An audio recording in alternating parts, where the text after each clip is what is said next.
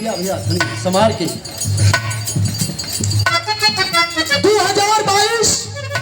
2022 का बिगुल बज गई बा।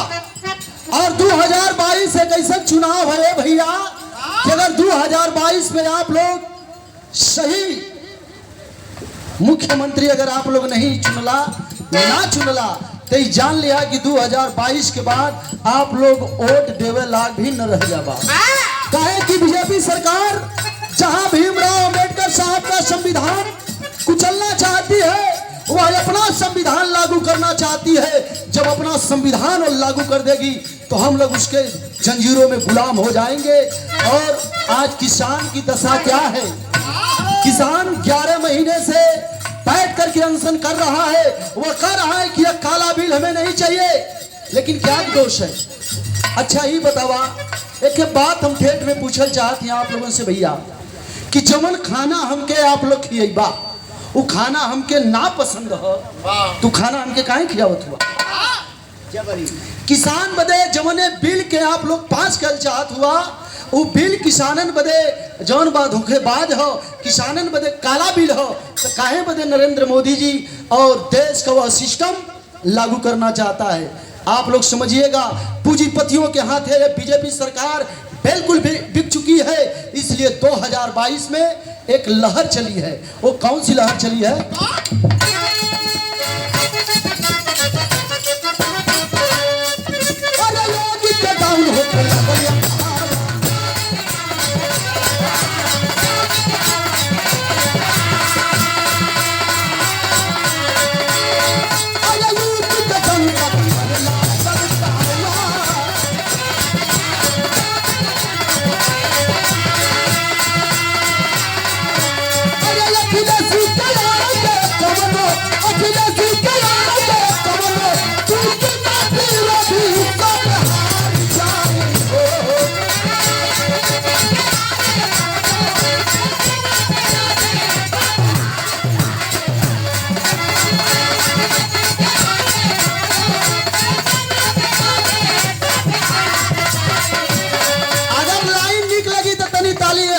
के चाहत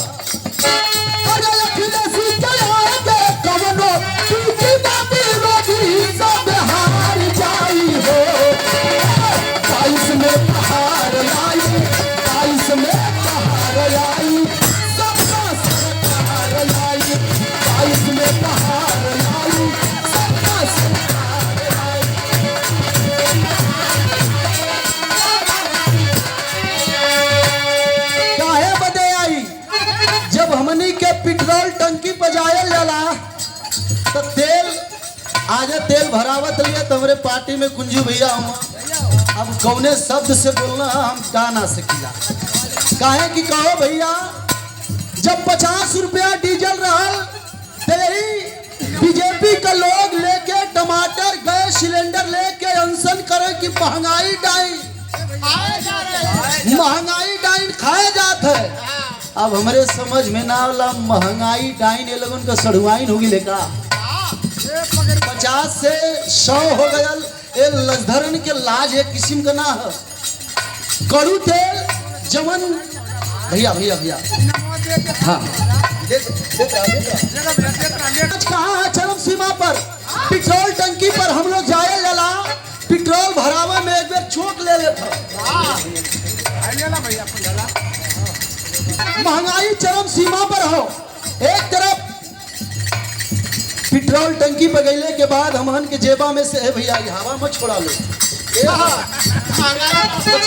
बचिया रमेश भैया जेबा से पैसा निकाले में एक बार देह तक कहर जाती है। और वह घरे का सामान जब हमनी के मार्केट में जायल जाला लेवे बदे अच्छा कुल सामान ले के बाद जब कड़ू तेल लेवल जाला तो वह ठिया एक बार कहरे के पड़ाला। इस सरवा 250 रुपया किलो हो गया।